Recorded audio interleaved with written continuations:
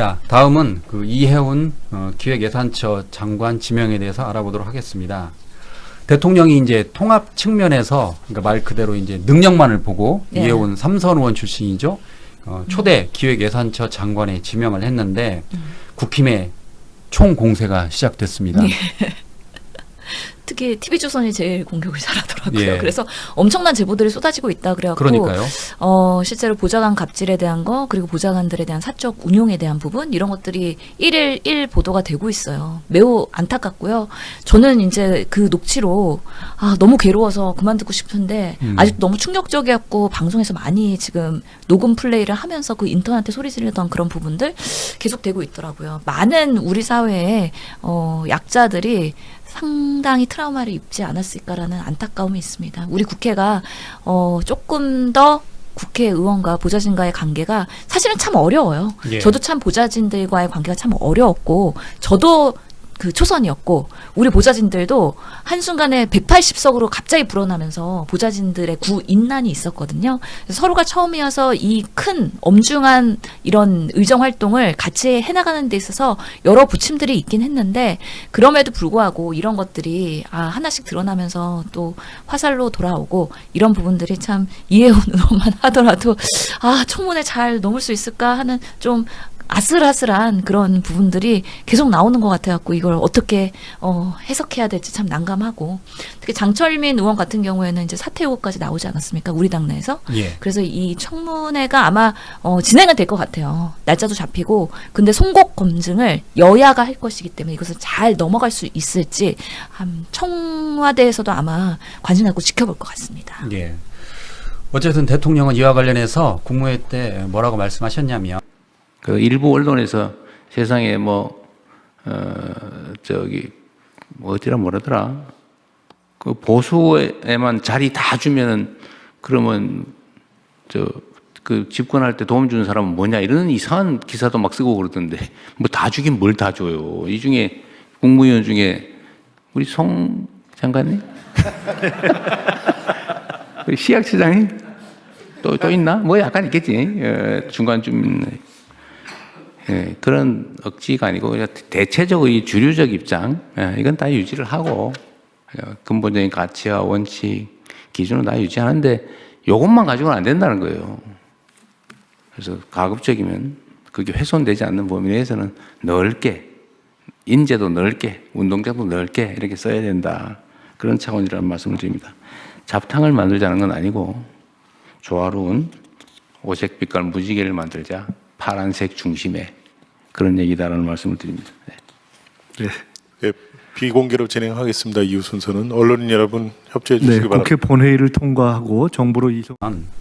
일부 언론이 보수에만 자리를 다 주면 집권할 때 도움 준 사람은 뭐냐는 식의 이상한 기사를 쓴다. 그러니까 대통령이 그 농담으로 그 이야기를 했습니다. 다 주긴 뭘 줘요.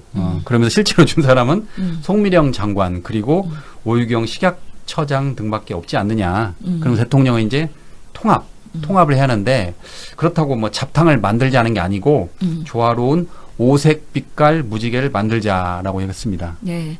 실제로 송미령 장관은 사실 정치인은 아니에요. 그렇죠. 그 연구원 출신이고 오유경 처장도 사실은 그 서울대학대 교수 출신이거든요. 그래서 정치인이 아니에요. 그럼에도 불구하고 이전 정권에서 등용한 실력 있는 분들은 그대로 기회를 다시 한번 준다라는 기치가 있는 것이고 이해운 의원은 정말 뭐 정치인으로서 보수의 그런 대표성을 갖고선 사실 인바이트가 된 것 같긴 한데 예. 이재명 대통령이 오색 빛깔 얘기할 때만 해도 이 이해운 의원의 여러 가지 제보들이 나오지 보도되기 않았었죠. 전이었어요. 전이었죠.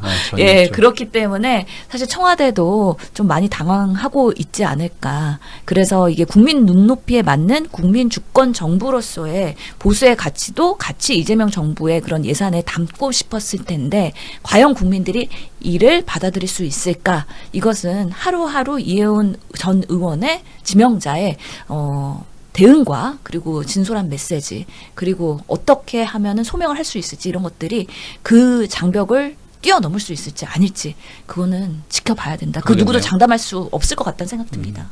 일단 이해운 전 의원은 사죄를 했습니다. 예. 내란 관련해서 윤 어게인 그런 거에서 사죄를 했잖아요. 그런데 이제 방금 말씀하신 것처럼 국민들이 어떻게 판단할지는 좀 지켜봐야 될 것 같고 예. 유승민 전 의원이 본인은 또 국무총리직을 제안받았다라고 이야기했습니다. 그러면서 생각이 다른 사람하고는 일을 못한다라는 이유로 거절했다는데 예. 왜 이야기가 나왔을까요? 보시기에. 사실 뭐 그때 제안받았을 때는 선거 전에 대선 기간에 연락이 온 거기 때문에 사실 그때는 여러 뭐 권오울 전 의원도 뭐 이렇게 통합하고 해서 보수 인사들 캠프에 많이 인바이트 할 때였거든요. 그래서 예. 그때의 제안과 실제로 당선이 되고 나서의 제안은 좀 결이 다르다. 라고 말씀드릴 수가 있고요. 이해운 전 의원이 이렇게 지명이 되면서 다른 보수에 대한 외연 확장도 있는 거 아니야 하다 보니까 유승민도 오퍼 받는 거 아니야? 이런 얘기 나오면서 아 나는 받았던 이런 상황이 있다를 해명하면서 사실 이렇게 나오긴 했는데 예. 본인은 확실하게 선을 그었잖아요. 나의 경제관념은 다르다. 그렇기 때문에 받아들일 수 없다라고 하면서 약간 그 보수 내에서의 본인의 배신자 프레임을 이번에 한번 떨궈대기 위한 하나의 전략적 그런 판단이기도 하다. 그리고 출연해갖고 얘기하면서 우리 유담 내 딸 논문에 대한 부분 나는 자신 있다. 한번 털어봐라. 이건 문제 없는 걸로 이미 알고 있다라는 것까지 본인이 그동안에 담아놨던 얘기들 한 번에 김현정 뉴스에 나와서 털어낸 것 같다라는 생각이 들더라고요. 저는 방송은 안 봤는데 딸 이야기도 했습니까? 예, 유담 얘기를 했죠. 그래서 예. 본인은 뭐 전혀 이런 부분에 있어서는 깨끗하다. 조사하려면 해라라는 얘기도 했고요. 실제로 그래서 이해운 전 이제 장관 지명자의 세 가지 허들이 있습니다. 첫 번째로 그렇기 때문에 내란에 대해서 충분히 국민들한테 사과하고 소명할 수 있는 계기가 청문회 때 이루어져야 된다. 두 번째, 보좌진들에 대한 부분에 있어서 본인이 앞으로는 어떻게 그 사안에 대해서 당사자들을 위로하고 반성하고 그리고 장관이 됐을 때 더 낮은 자세에서 국민을 섬길 것인가에 대한 부분. 세 번째로는 경제 전문가라면 이재명 정부에서의 경제 복지 정책과 본인의 소신이 어떻게 충돌하진 않을지, 어떻게 구현될 수 있을지에 대해서 본인이 생각하는 그동안에 이야기했던 이해운의 경제정책과 이재명 정부를 비판했던 그 메시지들을 어떻게 승화시킬 것이냐. 이런 부분들이 잘 설명이 돼야 되기 때문에 삼박자가 잘 맞아 들어가야 된다. 그렇지 않으면 청문회가 난항을 입지 않을까라는 생각이 듭니다. 그러니까 일부에서는 아까 말씀하신 것처럼 청문회 통과가 쉽지 않을 거다라는 예측도 지금 나오고 있습니다. 민주당 내에서도. 그렇죠. 그러니까 청문회까지는 갈 거예요. 이게 사실은 그렇게 이해운 의원한테 제안을 하고 사실 국민의힘에서 제명까지 당했잖아요. 예. 그러면 이제는 보수에서 정치하기는 쉽지 않다. 그러면 불가능하죠, 장관을 이제. 꼭 해야 된다라는 본인의 절체 정명이 있는 거거든요. 그런데 지명을 했는데 철회를 해버리면 그것도 그 사람에 대한 도리는 아닐 거라고 보고 청문회에서 얼마나 이 난관을 잘 극복하는지에 대한 본인의 숙제가 남아 있는 것인데 사실 장관은 뭐 보고서가 채택이 안 되고 불발이 되고 뭐 그렇다 하더라도 그냥 직권 임명할 수가 있는 거잖아요. 그렇죠. 예. 그럼에도 불구하고 이번 건은 이재명 정부에서 그렇게 하지는 않을 것이다. 그래서 충분히 국민들한테 이해운이라는 의원이 장관으로서 역할을 할 수 있다는 것이 검증이 돼야 되고 그거는 본인의 숙제로 지금은 던져져 있는 거다라고 생각을 합니다. 전에 그 강선호 의원은 그 여가부 장관 스스로 이제 물러난 거죠. 그때 끝까지 버텼기 때문에 계속해서 보좌진들의 폭로가 있었어요. 예. 예, 그래서 이 이슈가 꺼지지 않고 버티면 버틸수록 계속해서 폭로가 이어졌고 그렇기 때문에 이건 너무 여론에 서로 정부와 여당에도 부담이 되기 때문에 사실 대통령실에서 이 정도면은 정리를 해야 된다라는 그런 판단이 있었던 거 아니겠습니까? 예. 그래서 이게 참 갑질이란 문제가 어떻게 보면은 당사자들한테는 주관적인 요소일 수도 있긴 하고 그렇긴 하지만 우리 사회가 그만큼 이런 부분에서 민감하게 반응한다는 부분에 있어서 저도 참 이전에 의원할 때 우리 보좌진들 조금 더 배려해 줄 걸 하는 반성부터 들더라고. 이게 참 어려운 부분이라는 걸 충분히 인지하고 있습니다. 그러니까 국힘에서는 이해운 장관 지명자를 대상으로 계속 총공세를 펼치겠네요. 지금 제보가 엄청 많이 들어왔다고 장동혁 대표가 얘기를 했고요. 실제로 보면은 오늘도 새로운 게 나오고 뭐 내일도 새로운 게 나오고 이런 방식으로 지금 몇 가지 사례들이 지금 제보가 되고 있는데 그 제보가 간단해 보이지는 않는 것들을 이건 아닌데 이건 좀 너무한데 다들 이런 사안들이거든요. 예. 그렇기 때문에 이해운 의원이 삼선하고 사실은 그리고 바른정당에서 대표도 하고 그리고 일 욕심도 많고 권력 욕심도 있고 이렇기 때문에 상당히 많은 부분에 있어서의 약간의 긍정적으로 말하면 적극적이고 열정적으로 일을 했고 부정적으로 말하면 엄청나게 쪼아대면서 일을 하지 않았을까라는 생각이 들어가지고요. 이 부분에 있어서의 지금 8년 이후에 새로운 해석들이 되고 있는 것이기 때문에 아무쪼록 그래도 이재명 대통령께서 큰 결단을 하시고 오색빛깔의 그런 정부의 통합을 이야기하시는 것이기 때문에 해피엔딩으로 끝났으면 좋겠다는 바람은 있습니다. 그 과정이 험난할 것인데 그것을 잘 해결할 수 있을지 한번 지켜봤으면 좋겠습니다. 예. 그 이해운 기획예산처 장관 지명과 관련해서 이야기를 나눠보도록 하겠습니다. 국힘이 지금 난리가 났어요. 예. 배신자, 당원을 배신했다라고 하면서 곧바로 제명을 했죠. 네. 특히 그 배현진 국힘 서울시당위원장이 발끈하던데 어떻게 보셨습니까? 국힘 입장에서는 상상도 못한 인사라고 보여지고요. 그리고 그날 보면은 그 기재부 내에서도 이제 지금 이름이 바뀌었죠. 예산처 내에서도 공무원들도 정말 상상도 못한 공무원들은 누가 임명될지 지금 초미의 관심사였거든요. 예. 그래서 제가 이제 사이드로 듣기로는 누가 미는 누구와 누가 미는 누구 중에 될 거다라고 하면서 막 거기에 맞춰서 이제 시나리오 A, B로 준비를 하고 있었는데 그게 모두 민주당 인사였을 거 아니에요. 그렇죠. 맞아요. 근데 이해운 장관 후보자가 이렇게 딱 지명되는 순간 공무원들도 막 그날 단톡방에 불이 났다고 해요. 멘붕이 왔겠네요. 네, 그 정도인데 국힘은 아주 그날 쪼잔하게 바로 이렇게 징계를 했지 않습니까? 제명을 했죠. 예. 그래서 그 충격이 다 국민들도 느낄 수 있을 정도로 국민의힘이 얼마나 당황했는지 다 아실 수 있을 겁니다. 자, 그런데 이해운 그 기획예산처 장관 지명자의 그 갑질 녹취 폭로기 좀 나왔습니다. 네. 내용을 보니까 전 보좌관한테 했던 것 같아요. 너 IQ가 한 자리야. 널 죽였으면 좋겠다라고 하던데 지금 이게 어떻게 보면 이제 국힘이 인사청문회를 앞두고 총 공세가 시작된 건데 어떻게 될 것 같아요, 보시기에?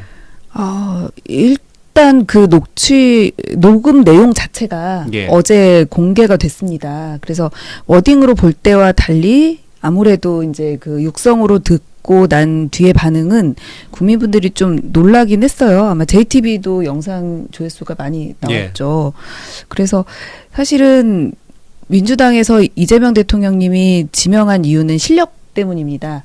그 이해운 후보자의 실력이 어느 정도 있고 그리고 제가 이제 느낀 거로는 뭐냐면 아마 정치인 출신이면서 이렇게 기재부에서 사실은 관료 출신이 아닌 정치인 출신이 장관이 된 경우는 거의 드뭅니다. 예. 아마 교수 출신 정도고 대부분 다 이제 우리 정권도 그렇고 다른 정부 때도 관료 출신, 기재부 출신만 주로 기재부 그러니까 장관을 했었죠. 그 고시 출신에서 사무관부터 쭉 올라가가지고 장관이 된다 그 말씀이죠. 정통 그 모피아라고 하죠. 모피아. 기재부 라인이 됐었는데 그런 부분을 좀 깨고 좀 창의적이고 더 생산적인 혁신적인 예산 기획을 좀 했으면 좋겠다라는 바람에서 실력이 있으면서도 정치인 출신으로 아마 지명을 했던 것 같습니다. 예. 근데 이 부분에 대해서는 사실은 인격적인 부분, 인성 부분, 그리고 정책 검증 말고 도덕성 부분은 별도의 기준인데 이 부분은 아마도 국민들의 눈높이에서 따로 지켜보겠다라고 하신 것 같고요. 네. 그래서 일부 언론이 이번 그 지명과 관련해서 이제 비판 기사를 좀 쓰니까 대통령이 또 거기에 대해서 언급을 하셨습니다. 네. 뭐라고 하셨냐면 일부 언론이 보수에만 자리를 다 주면 집권할 때 도움 준 사람은 뭐 하냐는 식의 그 이상한 기사를 쓴다. 그런데 다 주긴 뭘 다 줘요. 그랬어요. 네. 그러면서 이제 국무위원 중에 그 송미령 장관 그리고 오유미 식약처장 여기만 오유경 식약처장 여기만 주지 않았느냐. 내가 뭘 다 줬냐라고 언급을 했습니다. 그러면서 대통령은 잡탕을 만들자는 게 아니고 조화로운 오색빛깔 무지개를 만들자라고 언급을 했습니다. 어떻게 보세요? 저는 좀 사실 저한테도 놀라울 정도로 파격 인사인데요. 예.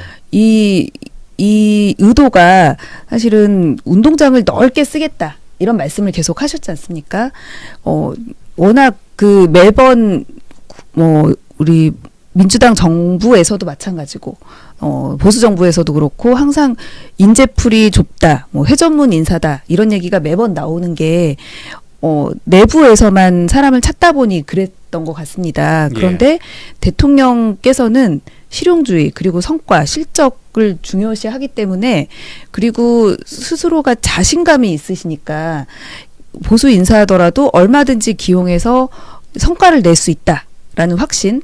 처음에 송미령 장관 유임한다고 했을 때 얼마나 내부 반발도 크고 외부에서 뭐 저게 과연 될까? 뭐 곧 내려오지 않을까? 뭐 이랬는데 지금 얼마나 잘하고 있지 않습니까? 지금은 일 잘하는 장관 가운데 한 명이죠. 송미령 장관이. 네. 그래서 대통령께서는 보수 인사더라도 자신감이 있다고 보고 뭐 추가적으로 뭐 지방 선거를 앞두고서도 지금 유리하다고 보신 것 같습니다. 민주당이 뭐 계속 중도 보수 정당일 수 있다라고 이제 선거에서도 나는 보수다라고 얘기하실 정도로 굉장히 이념적으로는 정말 민주당 진보 이념을 갖고 계시지만 지금 우리 대한민국의 성장이나 안보, 경제 이런 부분에 있어서는 뭐 진보나 보수나 똑같은 방향성이 같지 않습니까? 예. 그래서 그 방향성에 갖고 실력이 있으면 뭐 나는 얼마든지 활용할 수 있다라는 말씀을 해주신 것 같습니다. 대통령은 또 국무회의 때 이런 말씀하셨습니다. 그 대통령이란 자리는 대통령이 되기 이전에는 특정한 세력을 대표한다. 하지만 대통령이 된 뒤에는 국민 모두를 대표해야 된다. 일종의 이제 통합을 강조한 거죠. 네. 그러면서 그 전쟁과 정치를 비교하기도 했는데 전쟁은 점령해서 다 갖는 것. 그러니까 필요하면 상대방을 제거할 수도 있다. 하지만 정치라는 것은 그렇게 하면 안 된다. 그 외 사람들을 배제하면 그것은 정치가 아니고 전쟁이다라고 언급했거든요. 네. 그러니까 결국 대통령이 이해운 지금 장관 지명자를 지명한 것도 통합의 차원에서 그리고 방금 말씀하신 것처럼 일 잘하는 사람이면 그게 무슨 의미가 있느냐. 일만 잘하면 되지라고 했는데 국힘의 공세가 갈수록 더 거세질 것 같아요. 그렇죠. 사실은 어제 그 나온 녹음 보도 그리고 이해운 장관에 대한 부분 그 부분은 사실은 이렇게까지 갑질을 뭐 하는 부분에 대해서는 뭐 이거는 국민들의 판단에 맡기겠습니다. 저 어찌 보면 갑질 119에서도 이제 문제를 삼은 것처럼 그 부분은 정말 그 여지 없는 문제라고 생각합니다. 예. 그 젊은 보좌진에게 그렇게 폭언을 한 부분은 근데 이런 충격적인 녹음 파일을 TV조선은 2017년에 확보를 이미 했다지 않습니까? 예. 근데 이렇게 공개를 하는 걸로 봐서 아마 국민의힘이 지난 총선 얼마 안 됐죠. 2024년 총선에 이해운 후보자를 공천하면서는 다 알고도 지금 공천했다는 거 아닙니까? 예. 그런데 지금 와서 예를 들어 민주당이 뭐 보수 인사를 기용할 때마다 내부자들을 이렇게 모두 다 뭐 영혼까지 끌어서 다 뭐 도덕성 검증 뭐 이렇게 하겠다는 뭐 선전포고로 보이는데요. 국민분들이 판단해 주실 겁니다. 예.